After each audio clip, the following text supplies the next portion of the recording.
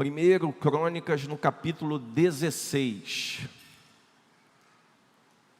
1 Crônicas 16, no versículo 43.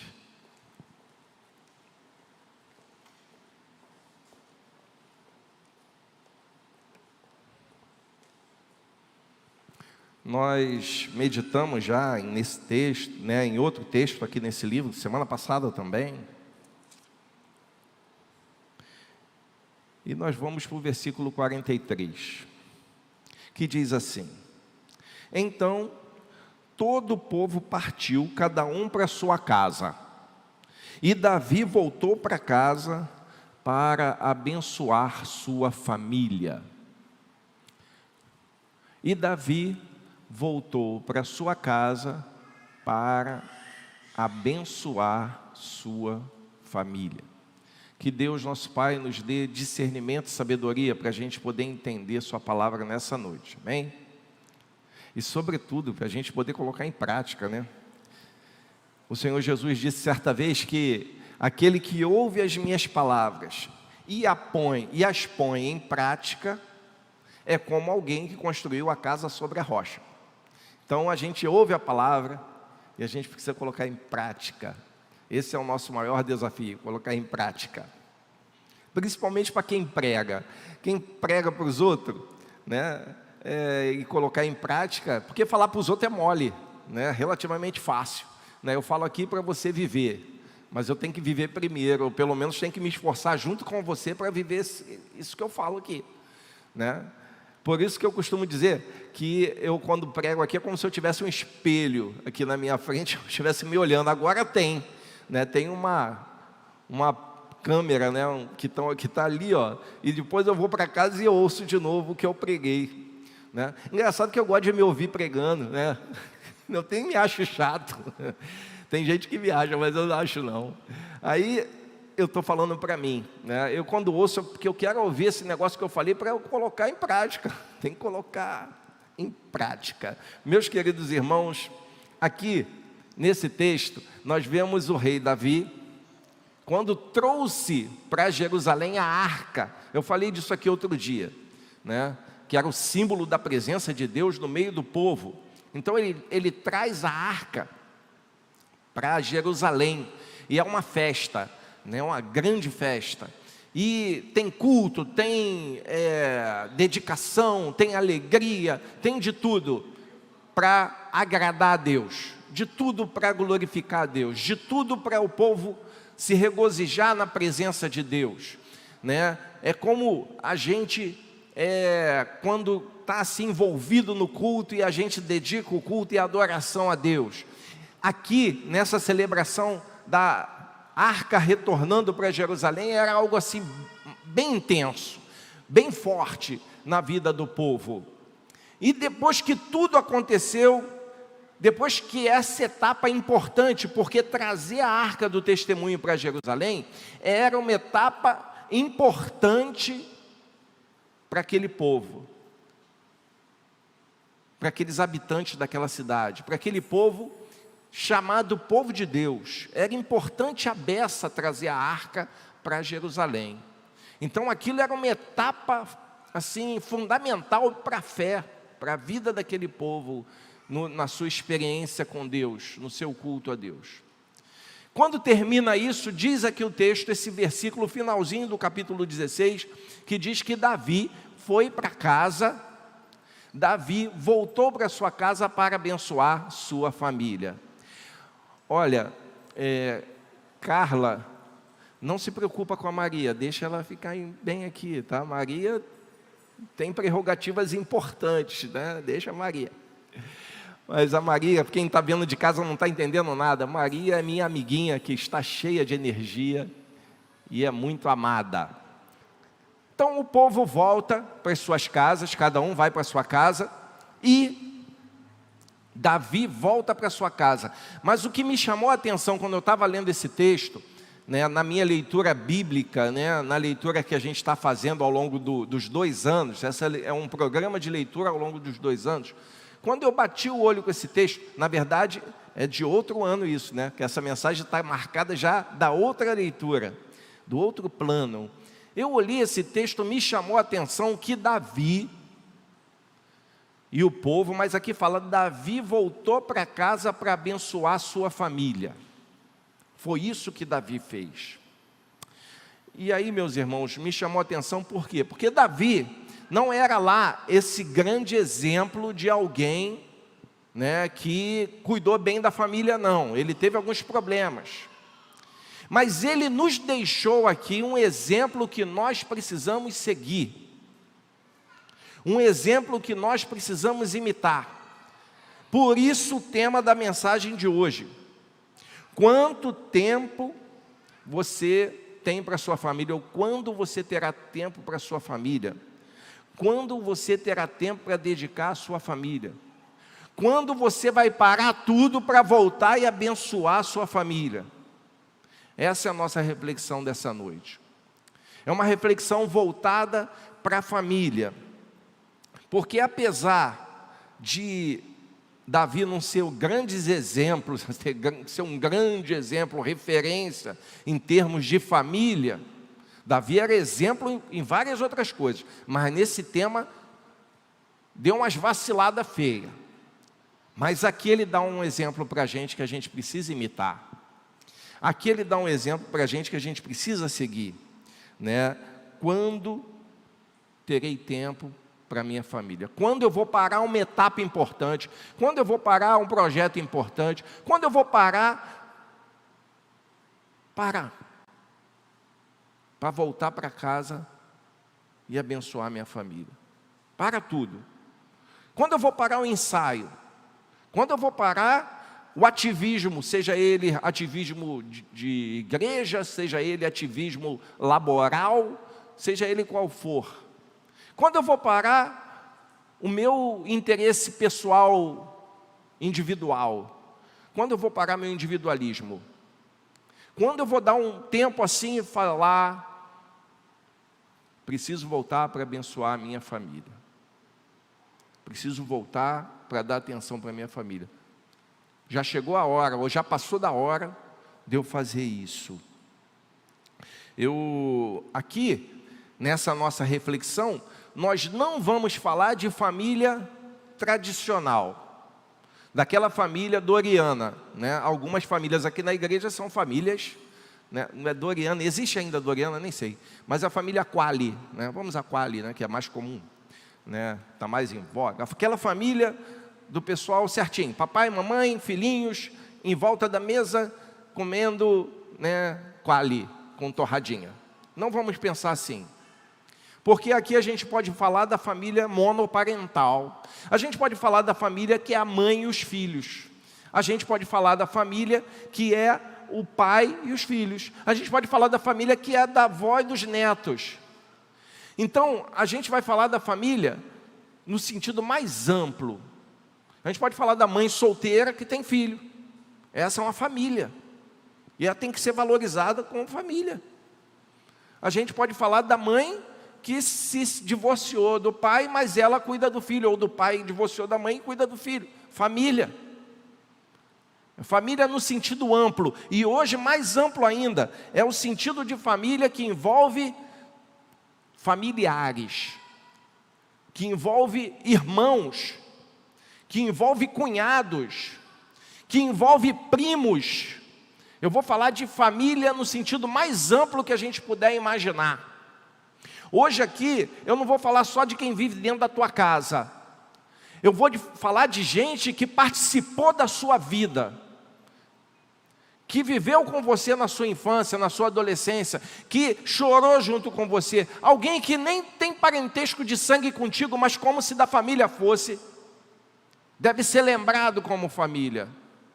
Vou falar daquele amigo próximo a você, que foi mais chegado que o irmão em alguns momentos da sua vida, que não tem laços de sangue, mas tem laços de alma. Eu vou falar de família aqui como algo muito amplo. Dos seus primos com quem você cresceu, brincou, brigou. Pô, quem não brigou com um primo aqui? Eu briguei com meu primo.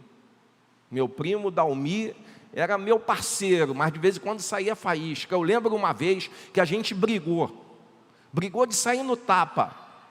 Mas aquela briga mesmo, e a gente estava brigando, no auge da briga. O pai do Dalmi veio, meu falecido tio, veio com chinelo para bater nos dois. Aí um olhou para o outro e falou, corre! A gente virou amigo rapidinho. Estava brigando e saímos correndo os dois, na mesma direção. Essa família que eu estou falando. Engraçado que nessa história, meu tio foi jogar o chinelo e ele caiu numa poça de lama. Se ralou todo.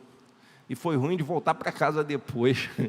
Eu e o Dalmi escondido, que estava brigando, mas depois estava unido. Essa família que eu estou falando, é a família que a gente briga, que a gente discute, que a gente se estressa um com o outro, mas é família.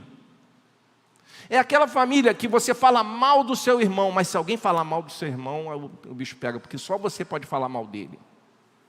Não é assim, família? Ninguém pode falar mal dele, só eu. Família.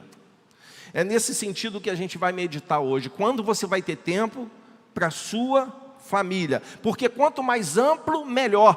Porque quando a gente amplificar o conceito de família, e quando a gente amplifica o conceito de família, sabe aonde a gente chega? Aqui. Aqui. Porque a igreja tem que ser corpo e família. Corpo e família. Porque se a igreja não for isso, alguma coisa se perdeu no caminho. Porque se a igreja é empresa para gerar lucro, gerar dinheiro, arrecadação, alguma coisa se perdeu no caminho. Se a igreja se tornar um teatro onde o palco existe e as pessoas se apresentam para agradar um público, alguma coisa se perdeu no caminho. Se a igreja absorve os valores e a ética perversa desse mundo, onde quem tem mais é abençoado e quem tem pouco não tem fé, alguma coisa se perdeu no caminho. Se a igreja é um ambiente onde só se fala de dinheiro e de como tirar dinheiro das pessoas, alguma coisa se perdeu no caminho. A igreja tem que ser família. Família, corpo e família. Então, o sentido de família que nós vamos tratar aqui é amplo à beça. É muito amplo, né? Então, a pergunta eu vou repetir. Quando você vai ter tempo para a sua família? Para abençoar sua família? Quando vai sobrar tempo para isso? Meus irmãos, a gente vive um contexto tão triste, tão brabo, né? E a gente está vivendo aí no mundo, e eu fico pensando nas pessoas que se internam, de repente passam mal, vão ficar internadas numa UTI qualquer e não se comunicam mais com as pessoas, com seus familiares. Não pode, não tem.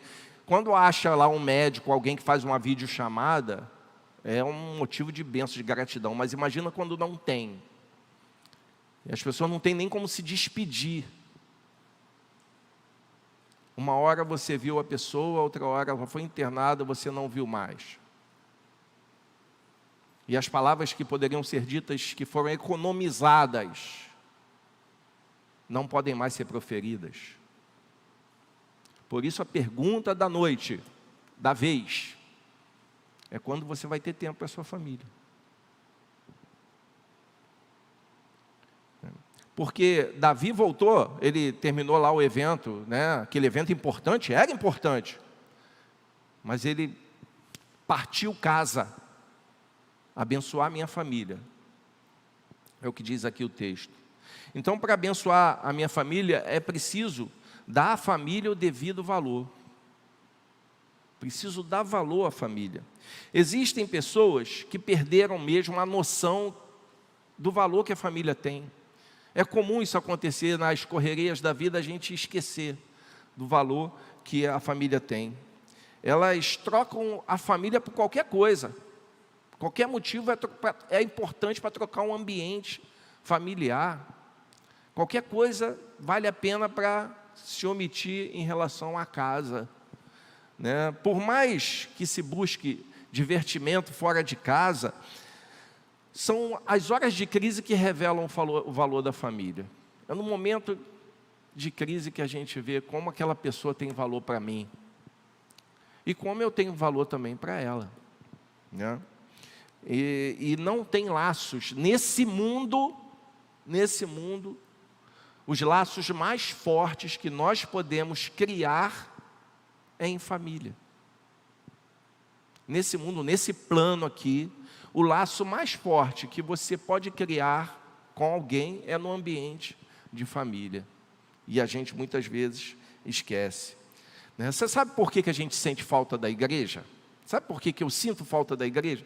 Porque ela tem esse viés de família, essa coisa familiar, que faz a gente sentir falta, porque os vínculos que a gente vai criando, são vínculos que vão se fortalecendo, pela noção de que nós somos filhos de Deus, e porque somos filhos de Deus, nos tornamos irmãos. Nos tornamos irmãos.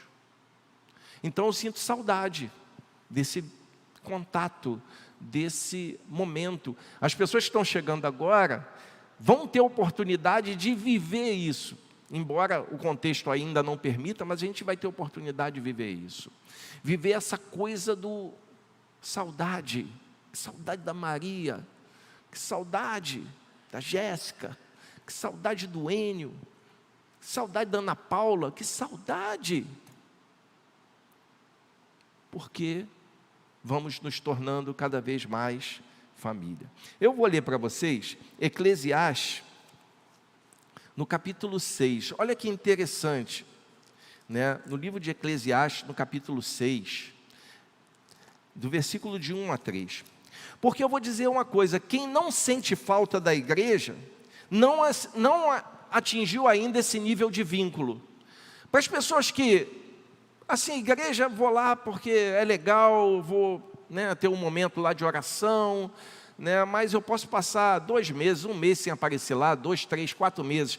Quem consegue fazer isso é porque ainda não atingiu esse nível de consciência, esse nível de vínculo com as pessoas. Eclesiastes 6, de 1 a 3, olha só o que esse homem está falando. O autor sagrado aqui está falando: olha, vi ainda outro mal debaixo do sol. Olha só, vi ainda outro mal debaixo do sol, que pesa bastante sobre a humanidade. Esse cara escreveu isso aqui tem quase 3.000 anos. Escreveu isso há quase 3.000 anos, mas ele coloca assim, ó: vi ainda outro mal debaixo do sol, que pesa bastante sobre a humanidade.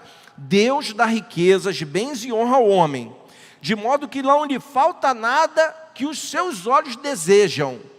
Mas Deus não lhe permite desfrutar essas coisas. E outro que as desfruta em seu lugar. Isso não faz sentido, é um mal terrível, né? É lógico que aqui que a linguagem dele está atribuindo a Deus, mas a verdade é que isso acontece como consequência das escolhas da pessoa. O sujeito adquire bens, conquista coisas, armazena em seus celeiros, põe carro na garagem, põe dinheiro na conta, e vem outro e desfruta no seu lugar. Isso acontece direto. Sabem por quê? Uma vez eu preguei assim, uma coisa aqui na igreja, teve gente que ficou arrepiado, né? Achou o pastor fala um negócio desse. Eu vou falar olhando ali para a câmera, para o pessoal de casa me ouvir, e para não achar que entenderam errado. Se você não regar o seu jardim, vem outro jardineiro e rega. Simples assim. Se você não regar o seu jardim, marido, outro jardineiro vai regar. Sabe por quê? Isso não, eu não estou falando do que você está pensando só aí, não. Isso também, mas eu não estou falando disso, não. Não é que você vai acontecer alguma coisa, é porque quando você não cumpre o seu papel, alguém vai cumprir de uma forma ou de outra. Se você não regar o seu jardim, mulher, outra jardineira rega. Ou outro jardineiro, seja o trabalho, seja o lazer, outra coisa vai regar esse jardim aí. Se você não regar o seu jardim, papai, outro vai regar o jardim do seu filho, a cabecinha do seu filho. Porque se você não ensinar, alguém ensina. E você não sabe que tipo de coisa será ensinada. Aqui no texto está falando, olha, o sujeito conquista, o sujeito ganha, o sujeito faz para outro desfrutar. Às vezes é o próprio filho, o cara conquista, faz um monte de coisa, morre, o filho vai, gasta tudo, torra tudo, faz tudo que não devia, mas ele que desfruta. Vamos seguir no texto? Um homem pode ter 100 filhos, no entanto, se não desfrutar as coisas boas da vida, digo que uma criança que nasce morta e nem ao menos recebe um enterro digno, tem melhor sorte do que ele. Isso para um homem que tem 100 filhos. Agora um homem que tem 2, uma mulher que tem 1, que não desfruta da sua família, dos seus filhos, da alegria familiar, sabe o que acontece? É melhor que fosse um feto que foi abortado. É isso, olha só, não sou eu que estou falando não, está aqui no texto da Bíblia. E que o cara escreveu há um tempão, mas que está valendo, que continua valendo. Quando é que você vai ter tempo para a sua família? Quando é que você vai lembrar da sua família? Para abençoar a sua família como Davi, você tem que dar o valor que ela merece. Tem que dar valor para a sua família, o devido valor para a sua família. Hoje, não é daqui ao tempo que você vai aposentar, não é quando você tiver mais condições, é hoje, agora, já. Abençoar a sua família. Eu abençoo a família quando eu tenho uma visão espiritual da família. É outra coisa que eu preciso ter, uma visão espiritual da minha família. A minha família não é meramente um monte de gente que quando senta à mesa come, bebe, dorme, e acabou. Não é isso. A família tem um aspecto espiritual muito importante. E eu abençoo minha família quando eu tenho consciência disso. Eu tenho essa consciência da espiritualidade que envolve a minha família. Lá no livro dos Juízes, eu recomendo você ler. Livro dos Juízes, no capítulo 2, lá pelo versículo 10, vai lendo lá, que você vai achar uma informação triste. O pessoal conquistou a terra de Canaã, o povo de Israel conquistou a terra de Canaã. E Deus avisou para eles, olha, quando vocês entrarem lá, não imitem o que aqueles povos faziam. Aqueles povos pagãos adoravam ídolos, adoravam demônios, sacrificavam suas crianças àqueles deuses pagãos. Matavam seus filhos ali naqueles altares, faziam coisas perversas em adoração àqueles ídolos. Foi por causa disso, inclusive, que eles foram tirados de lá para vocês entrarem lá. Então, cuidado para vocês não fazerem o que eles fizeram. Aí eles entram na terra de Canaã. Eles entram. Legal, conquistamos Canaã. Aí aquela geração passa. Outra geração passa, que conheceu aquelas histórias todas. Alguns que viveram aquelas histórias. Aí vem, diz o texto de Juízes, uma geração que não conheceu a Deus. Uma geração que não conheceu os feitos do Senhor. Uma geração que fez tudo ao contrário do que os seus pais, avós fizeram. Uma geração que abandonou Deus e imitou tudo de errado que aqueles povos daquela região faziam, motivo pelo qual eles saíram de lá, foram retirados. A sua família tem um aspecto espiritual. Imagina seu filho abandonar a fé, abandonar o Evangelho, abandonar Jesus e adorar um Deus pagão qualquer, um ídolo, começar a buscar ídolos, fazendo sacrifícios mortos, envolvendo com coisa que não presta. Foi isso que aconteceu aqui. Seus netos fazerem isso. porque eles não conheciam a Deus. Uma coisa, meus irmãos, que a gente precisa fazer é apresentar nossos filhos a Deus. Apresentar mesmo, ó, Pedro, aqui ó, esse é Jesus, Jesus, esse é Pedro. Pedro, é importante se relacionar com Jesus. Nicolas, é importante você conhecer Jesus, conheça Jesus aqui. Vou te contar as histórias a respeito de Jesus. Lê o Salmo 78. O Salmo 78 vai dizer: o que ouvimos e aprendemos que nossos pais nos contaram, nós não esconderemos dos nossos filhos. Não esconderemos dos nossos filhos. Então, ao invés de gastar tempo com fofoca, conta a história de Jesus para eles. Porque o povo gosta de fofoca, eu sei que gosta. Quem não gosta de uma notícia, né, curiosa, né? Ao invés de perder tempo com isso, conta o Evangelho para eles. Porque a família tem um aspecto espiritual importante. O maior ministério que alguém pode ter começa na família. O maior ministério de alguém, o ponto de partida tem que ser a casa, o entorno, meus familiares, meus amigos que estão perto de mim. Esse é o meu maior ministério. Não é aqui na igreja o nosso maior ministério, pelo menos ele não começa aqui, ele começa em casa. Por isso que não rola esse negócio de ser um bom pastor, um bom pregador aqui, um pastor da igreja de Moquetá, e na casa eu ser um demônio, um diabo.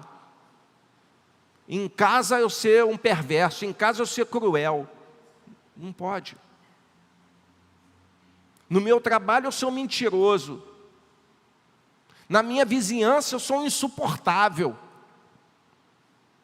Então não pode, não dá. Porque o meu ministério tem que começar em casa. É lá em casa onde eu ando de roupas leves, né, onde eu posso ficar à vontade, é lá que começa o meu ministério. E o teu.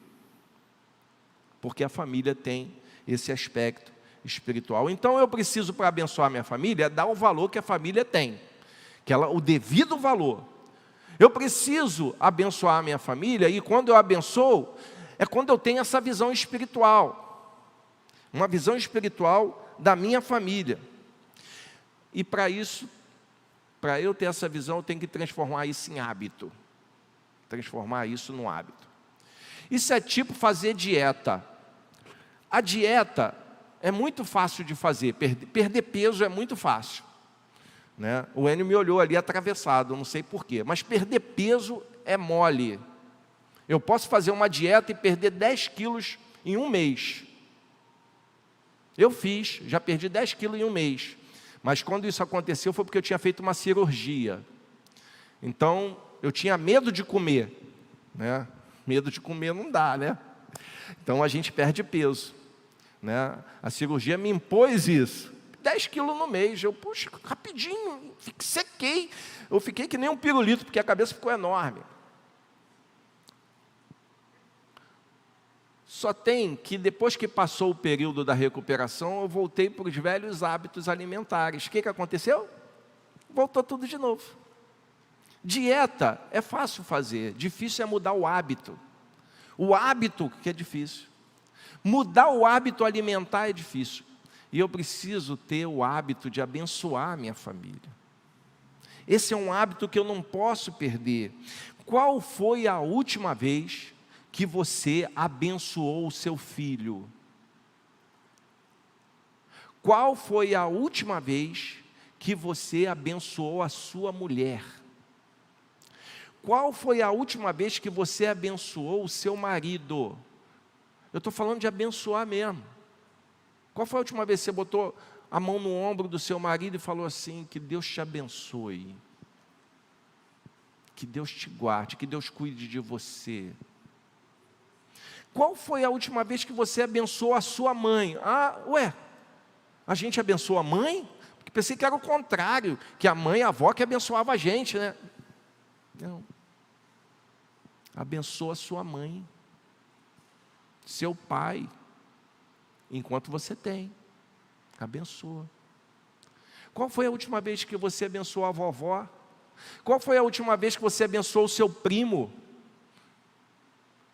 Você vive mandando meme para o seu primo vascaíno. Qual foi a última vez que você mandou uma bênção para ele? Você ligou e, poxa, que Deus te abençoe aí. Você sabe o que é abençoar? Abençoar, a palavra abençoar vem de bênção, que vem de benedictio, né? Benedictio é o ato de abençoar, é dizer o bem. Isso é abençoar, é dizer o bem para a pessoa, o bem que você deseja para ela, o bem para a sua vida. Isso é abençoar. Qual foi a última vez? Você tem um primo aí que mora em outro estado, você tem um irmão que mora em outra cidade. Qual foi a última vez que você ligou para ele para dar uma bênção, ou que você orou pela sua bênção? Quando você fez isso a última vez? Abençoar a família. Davi saiu para abençoar a sua família. Então, e engraçado que família é vínculo, né? Você sabe o que é vínculo? É união, é ligação. É estar ligado como elo de uma corrente. Só que a vida vai tirando a gente, vai afastando, e a gente vai se distanciando cada vez mais, vai ficando tão distante, mas tão distante, que a gente esquece que aquela pessoa foi tão próxima, praticamente da minha família, da minha casa. Gente que a gente comia junto, gente que dividia lanche, dividia o prato de comida. E a gente vai se distanciando, se distanciando, se distanciando. A pergunta é o que a gente está esperando para abençoar essa família que a gente se distanciou, que a gente se afastou. Eu vou lançar então um desafio para você que está em casa, você que está assistindo agora ao vivo, você que vai assistir daqui a algum tempo. Eu vou lançar um desafio para você que está assistindo aqui comigo, está participando do culto aqui presencialmente, e que depois pode até ver de novo, não importa. Eu vou lançar um desafio para todos nós, de fazer contato com alguém que você considerou um dia sua família. Escolhe alguém e liga para essa pessoa. Se ela estiver perto, e você puder ter contato assim, mesmo com distanciamento, tenha. Mas se não for possível o contato, pega o telefone que você usa para tanta besteira, eu também, e faz esse contato. Hoje eu fiz um. Hoje eu liguei para uma pessoa muito querida, que eu estou um tempão sem ver, porque a pandemia nos afastou. E eu liguei para ele. Que coisa boa para a alma da gente. Que coisa boa para a vida da gente. Então esse é o desafio que eu lhe faço. Que eu me faço. Chegou a hora de abençoar a minha família. Abençoe a sua família. E que Deus te abençoe. Abençoe a sua vida.